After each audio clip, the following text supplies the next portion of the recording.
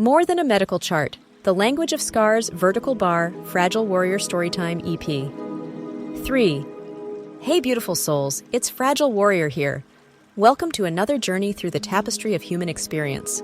You know, we could be anywhere in this vast universe right now, swimming among distant stars or dancing in another dimension.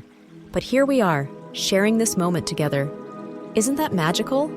In this space, we remember what the world tries to make us forget. That beneath our titles, our roles, our uniforms, and our pain, we are consciousness experiencing itself.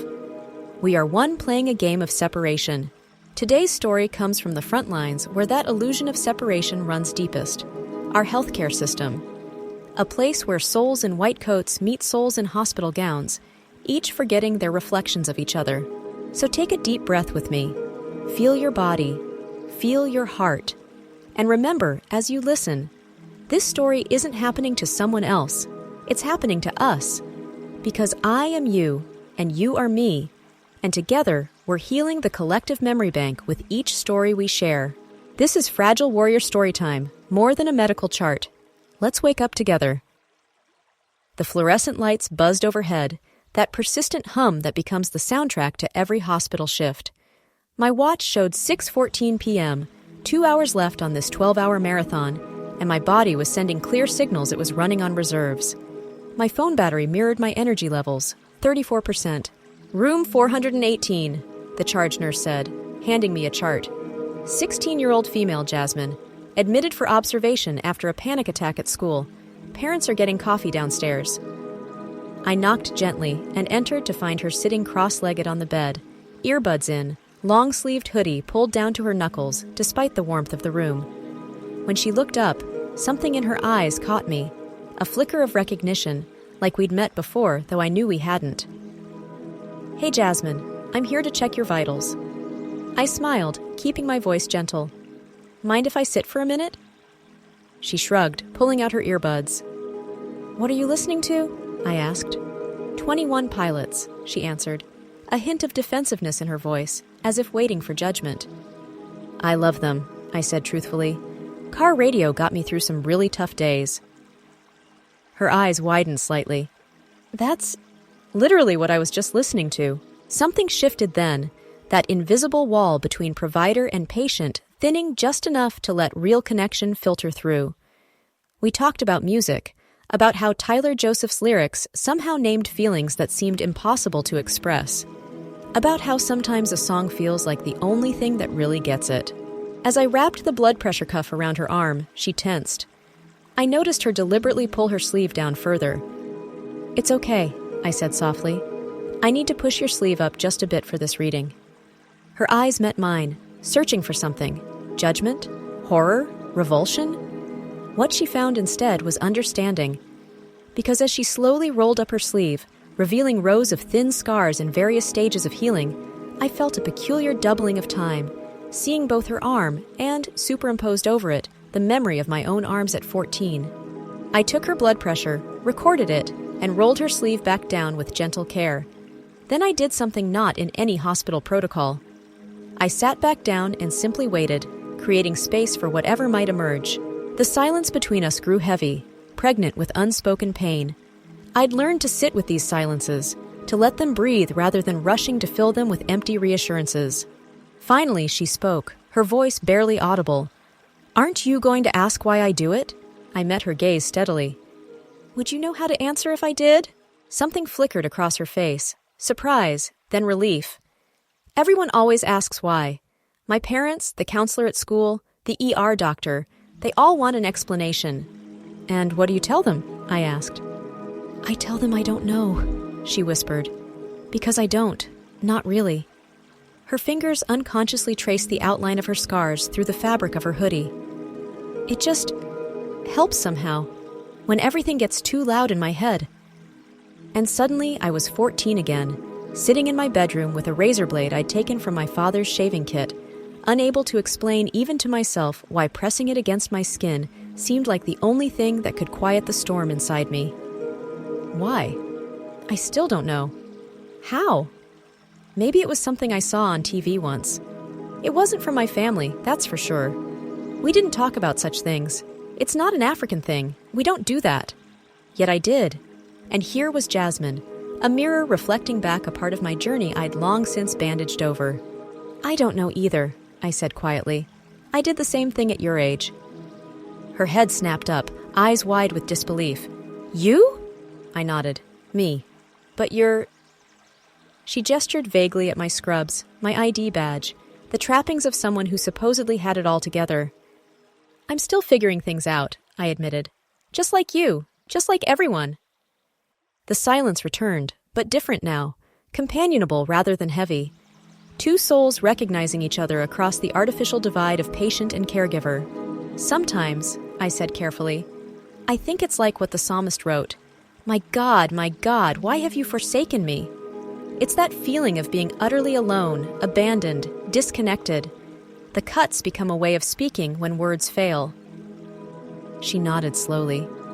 It's like, it makes the pain real. Outside instead of just inside where no one can see it. A divine megaphone, I murmured. What? C.S. Lewis wrote about pain being God's megaphone, how suffering gets our attention when nothing else will. Self-harm is like that too, but turned inward. It's your body's megaphone when your voice feels silenced. Jasmine pulled her knees up to her chest. My mom found out last week. She cried for hours. Dad just looked disappointed, like I'd failed some test I didn't know I was taking.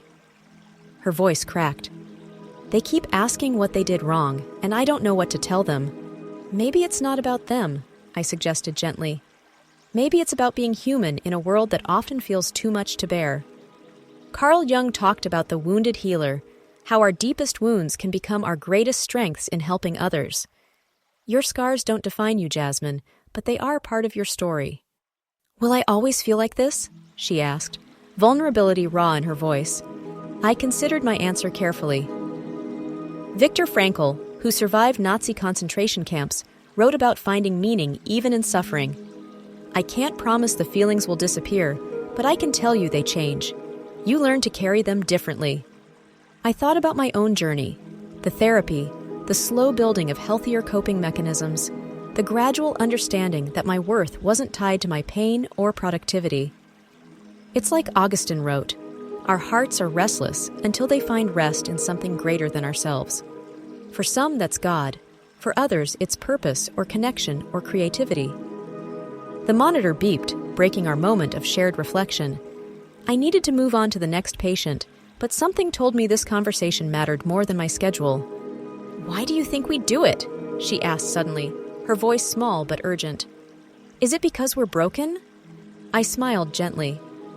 I think it's because we're human, because we're searching for connection in a world that can feel impossibly lonely, because pain demands to be felt, and sometimes we don't know how else to release it. I reached out slowly, giving her time to pull away if she wanted, and lightly touched her hand. The answer isn't just, I don't know. It's more like, it's complicated.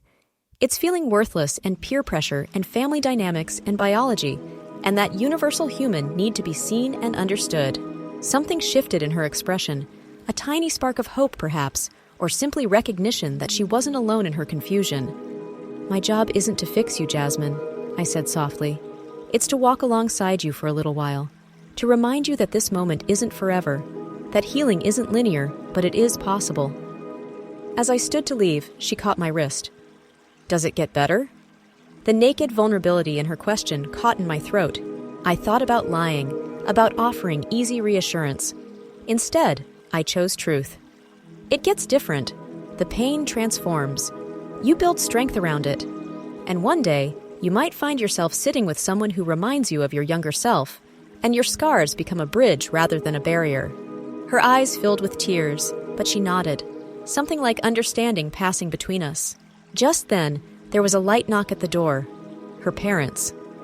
Before they entered, Jasmine whispered, "Thank you for not just saying, 'I don't know,' and walking away." "Thank you for reminding me why I'm here," I replied honestly. As I finished my rounds and headed home that night, I thought about how Jung's concept of the collective unconscious might explain why Jasmine's pain felt so familiar. Maybe we're all connected at some level deeper than we understand, all carrying variations of the same fundamental human questions. Am I enough? Am I loved? Does my suffering matter? And maybe that's why the simple act of sitting with someone in their pain, without trying to fix or judge or explain it away, can be so powerful. Because in that moment, the illusion of separation falls away, and we remember that we're all just consciousness experiencing itself, reaching across the divide to say, I see you. I've been there too. You are not alone. The next morning, I received a text from a coworker. Jasmine had left a note for me at the nurse's station before discharge. I unfolded it to find a simple drawing of 2 arms with scars, side by side, and underneath, written in careful letters. Different, not gone. Thank you for showing me both are okay. Sometimes I think healing doesn't come from grand gestures or perfect answers. It comes from these small moments of recognition when one soul says to another, I know this language of scars. You don't have to translate your pain for me. I understand.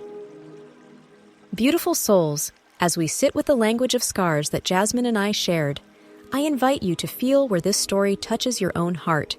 We all carry markings, some visible on our skin, others hidden in the depths of our being, that tell the story of our journey through this earthly school. The scars on Jasmine's arms aren't so different from the emotional scars we all carry. They're just more visible. In a world that often values appearance over authenticity, there's something profoundly brave about pain that refuses to be hidden.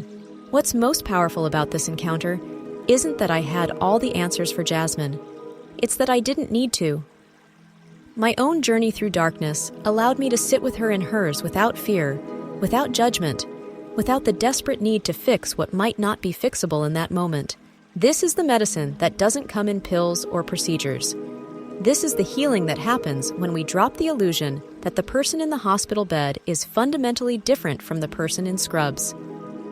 When we remember that we are mirrors for each other, reflecting back the light and shadow that lives in us all. The karma of our wounds isn't punishment, it's opportunity.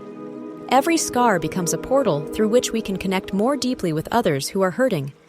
Every pain we've survived becomes a lantern we can hold up in someone else's darkness. So what will you do with your own scars, visible or invisible? Will you hide them away in shame, or will you allow them to be bridges of connection? Will you let your wounds transform you into a wounded healer? Whatever role you play in this world, healthcare worker, patient, parent, child, teacher, student, know that it's an honor to encounter each soul as we journey through Earth School together. Every interaction is a chance to heal or hurt our collective memory bank. Choose healing, choose seeing, choose remembering. If this story awakens something in you, share it in the comments. Your voice is part of this awakening too. Until our next journey together, this is Fragile Warrior reminding you, I am always loving you, I am always feeling you, I am you and you are me. We are one. Stay conscious, beautiful souls.